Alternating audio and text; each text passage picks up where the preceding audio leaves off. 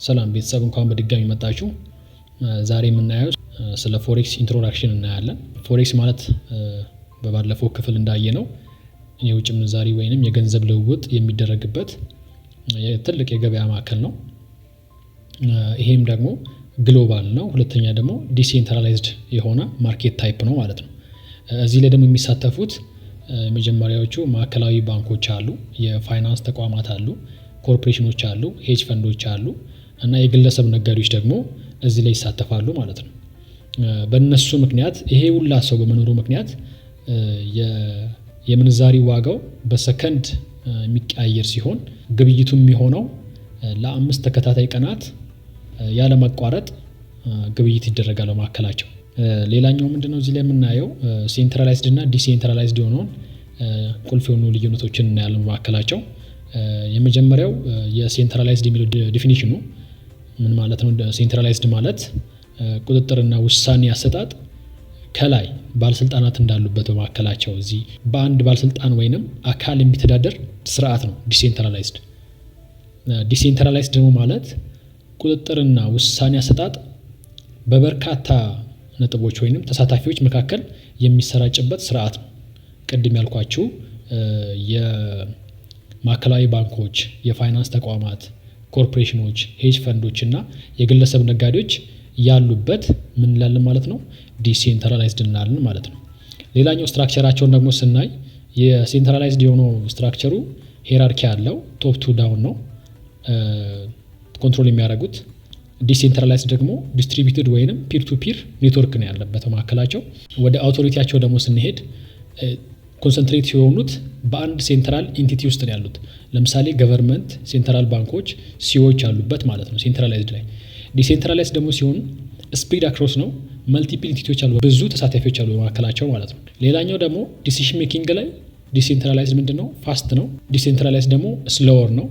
በት ምንድነው በውስጥ ያለው ዲሞክራቲክ ኤንድ ኢንክሉሲቭ ነው። ይሄኛው ሞር ኢንክሉሲቭ ነው ዲሴንትራላይዝድ።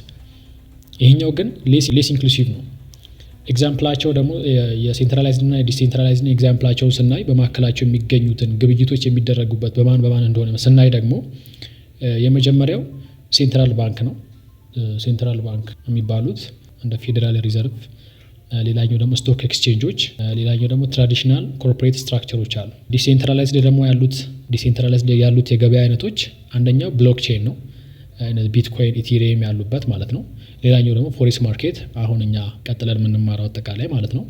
ሌላኛው ደግሞ ፒቱፒ ኔትወርክ ነው ወይንም ፒር ቱ ፒር ኔትወርክ ነው ማለት ነው። ትንሽ ወደ ፎሬክስ ከመግባታችን በፊት ስለ ስቶክ ስቶክ ምንድን ነው? ስቶክ ማለት ሼር ነው ወይንም አክሲዮን ወይንም ኢኩዊቲ ወይም ክፍልፋይ ነው። በአንድ ኩባንያ ውስጥ ያለ የባለቤትነት ክፍል ይወክላል። ምን? ስቶክ ወይንም አክሲዮን። የአክሲዮን ባለቤት ሲሆኑ የዛ ኩባንያ ክፍልፋይ ባለቤት ኖት ማለት ነው።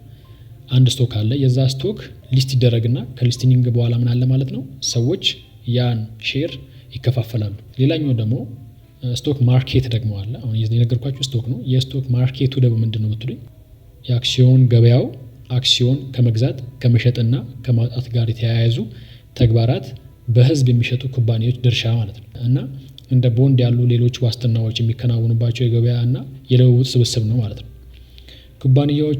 ኩባንያዎች ካፒታል እንዲያሳድጉና ኢንቨስተሮች ኢንቨስትመንቶቻቸውን እንዲለዋወጡ የሚያስችል መድረክ በማቅረብ የፋይናንስ ስርዓቱ ቁልፍ አካል ሲሆን በኢኮኖሚ ውስጥ ወሳኝ ሚና ይጫወታል። እንዴት ነው ይህ ስቶክ ኤክስቼንጅ የሚሰራው ወይንም ይህ ስቶክ ማርኬቱ እንዴት ነው የሚሰራው ብትሉኝ የመጀመሪያው የአንድ ስቶክ ወይንም የዛ የአክሲዮኑ ባለቤት መጀመሪያ ምን ያደርጋል? ሊስት ያደርጋል። ሊስቲንግ አለ። ያ ሊስቲንጉ ደግሞ የሚከናወንበት መንገድ አይፒኦ ወይንም ኢኒሻል ፐብሊክ ኦፈሪንግ ይባላል። ኢንቨስተሮች እንዲገዙ ድርሻቸውን እንዲገዙ የሚያደርጉበት ሲስተም ማለት ነው። ሁለተኛው ደግሞ ትሬዲንግ ነው። ትሬዲንግ ላይ ምን ይፈጠራል? ኢንቨስተሮች የሚገዙበት የሚሸጡበት ምንድነው ማለት ነው ሲስተም ነው። ይሄም የሚሆነው በምንድን ነው? በብሮከሮች ወይንም በመሃል ባሉት ደላሎች የሚካሄድ ግብይት ነው ማለት ነው። ሶስተኛው ደግሞ ፕራይመሪ እና ሰከንደሪ ማርኬት አለ። ፕራይመሪ ማርኬቶች ማለት ለመጀመሪያ ጊዜ ሼሩን የሚገዙ ሰዎች ናቸው። ሰከንደሪ ማርኬት ማለት ደግሞ ከዚህ በፊት ኢንቨስተሮች የገዙትን ወይንም ሰኪዩር ያደረጉትን አሴት ባይ ኤንድ ሴል የሚያደርጉበት የማርኬት ታይፕ ነው ማለት ነው። አራተኛ ደረጃ ላይ ደግሞ ያሉት ማርኬት ሜከርስ ኤንድ ብሮከርስ ናቸው። እነዚህ ደግሞ ስራቸው ምንድን ነው? ትሬዲንግ በተቀላጠፈ ሁኔታ ትሬድ እንዲደረግ ፋሲሊቲ የሚያደርጉ ሲሆኑ እያንዳንዷን ግዢና ሽያጭ ምን የሚያደርጉ ማለት ነው? የእያንዳንዷን ሽያጭና ግዢ ትራንዛክሽን የሚከታተሉ ናቸው። እነዚህ ደግሞ በቀጣይ ደግሞ ሜጀር ስቶክ ኤግዛምፕሎችን እናያለን። የመጀመሪያው ኒውዮርክ ስቶክ ኤክስቼንጅ ሲሆን ይሄም በዩኤስ ውስጥ የሚገኝ ስቶክ ታይፕ ነው። ሌላኛው ደግሞ ናስዳክ ነው፣ በዩኤስ ነው ቤዝድ የሆነው። ሶስተኛው ደግሞ ለንደን ስቶክ የሚባለው ዩኬ ውስጥ የሚገኝ ዩናይትድ ኪንግደም ውስጥ የሚገኝ ስቶክ ታይፕ ነው። አራተኛው ደግሞ ቶኪዮ ስቶክ ወይንም ቲኤስኢ የሚባለው ጃፓን ውስጥ የሚገኝ የስቶክ አይነት ነው። አምስተኛው ደግሞ ዩሮኔክስት የሚባል ነው። ይሄ ደግሞ በፓን ኢሮፒያን ኤንድ በአምስተርዳም፣ ፓሪስ እና ሌሎች ኢሮፒያን ሀገራት ውስጥ የሚገኝ ስቶክ አይነት ነው ማለት ነው። በቀጣይ ደግሞ ፎሬክስ እንዴት እንደሚሰራ እና ፎሬክስ ውስጥ ደግሞ ያሉት ከረንሲዎች ምን እንደሆኑ እናያለን። ሜጀር ከረንሲዎችን እናያቸዋለን። ከሜጀር ከረንሲዎች መካከል አንደኛው ዩኤስዲ ነው። ሁለተኛው ዩሮ፣ ሶስተኛው ጄፒዋይ ወይንም ጃፓኒስ የን ነው። አራተኛው ጄቢፒ ወይንም ብሪቲሽ ፓውንድ፣ አምስተኛው ደግሞ ሲኤችኤፍ፣ ስድስተኛው ካድ ካናዲያን ዶላር፣ 7 ኤዩዲ አውስትራሊያን ዶላር ነው። እነዚህ ሜጀር ከረንሲዎች ናቸው። በቀጣይ ደግሞ እነዚህ ከረንሲዎች ሜጀር ለምን ተባሉ የሚለውን አንዳንድ አንድምቶችን እናያለን። ለምሳሌ ዩሮ ዩኤስዲ ብንወስድ ቤስ ከረንሲው ዩሮ ነው። ኮድ ከረንሲው ደግሞ ዩኤስ ዶላር ነው። ሁሌም ቢሆን ለምሳሌ ሁለት ፔር ቢቀመጥ የምታወሩት ወይም ባይ ሴል የምትሉት ፊት ለፊት የሚቀመጠው ነው። ለምሳሌ ዩሮ ዩኤስዲ ከሆነ ፊት ለፊት ያለው ማን ነው? ዩሮ ነው። ስለ ዩሮ ነው የምታወሩት። ሴል ስትሉ ዩሮን የሸጣችሁ ነው። ባይ ስትሉ ዩሮን እየገዛችሁ ነው ማለት ነው። ይሄኛው አንደኛው ሜጀር ከረንሲ ከሆነበት ዲስክሪፕሽኑን ስናይ ዩኤስዲ ሞስት ትሬድድ ፔር ነው።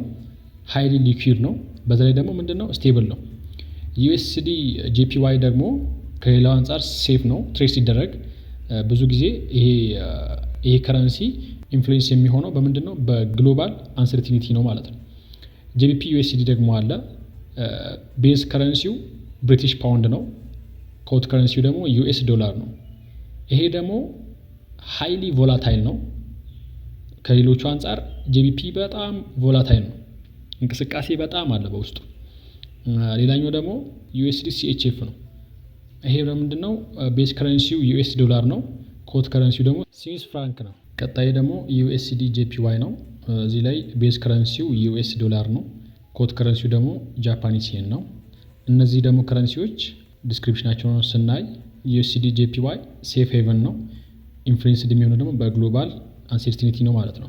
ሌላኛው ደግሞ ጄቢፒ ዩኤስዲ ነው። እዚህ ላይ ደግሞ ቤዝ ከረንሲው ብሪቲሽ ፓውንድ ነው። ኮት ከረንሲው ደግሞ ዩኤስ ዶላር ነው።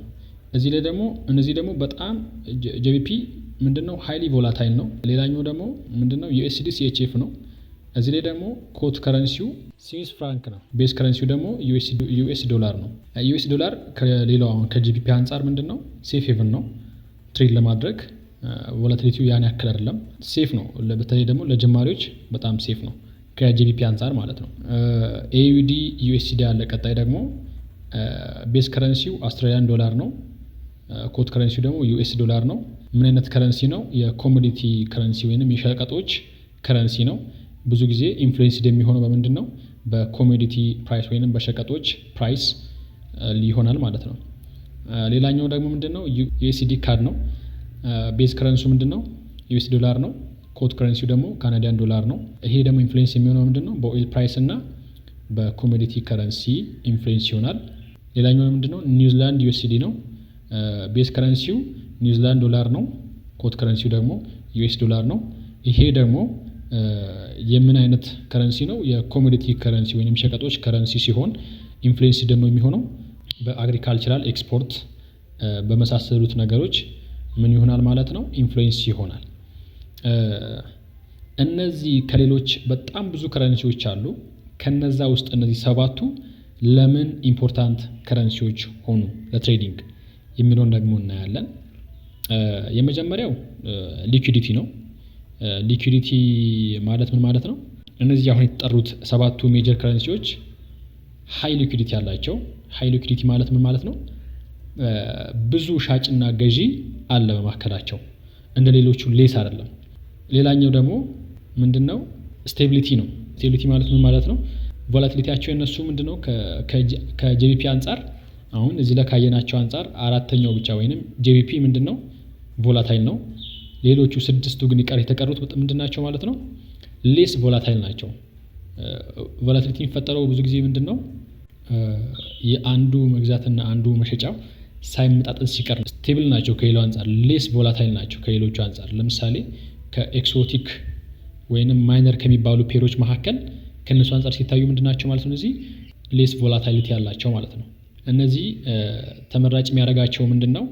ለሎንግ ተርም ኢንቨስተሮች እና ትሬደርስ ካለው ስቴቢሊቲ አንጻር ተመራጭ ያደርጋቸዋል ማለት ነው። ሌላኛው ምንድነው ደግሞ ማርኬት ኢንፍሉዌንስ ነው። ይሄ ደግሞ በግሎባል ኢቨንቶች፣ በኢኮኖሚክ ዳታ፣ በኢንተረስት ሬት፣ በጂኦፖለቲካል ዴቨሎፕመንት እነዚህ ምን ያደርጋቸዋል ማለት ነው? ማርኬቱን ያንቀሳቀሳቸዋል። በእነዚህ ምክንያት ደግሞ ትሬደሮች አድቫንቴጅ የመውሰድ ቻንስ አላቸው ማለት ነው። ለዛሬ እዚህ ጋር ይብቃን። በቀጣይ ደግሞ ሌላኛውን ክፍል እናያለን።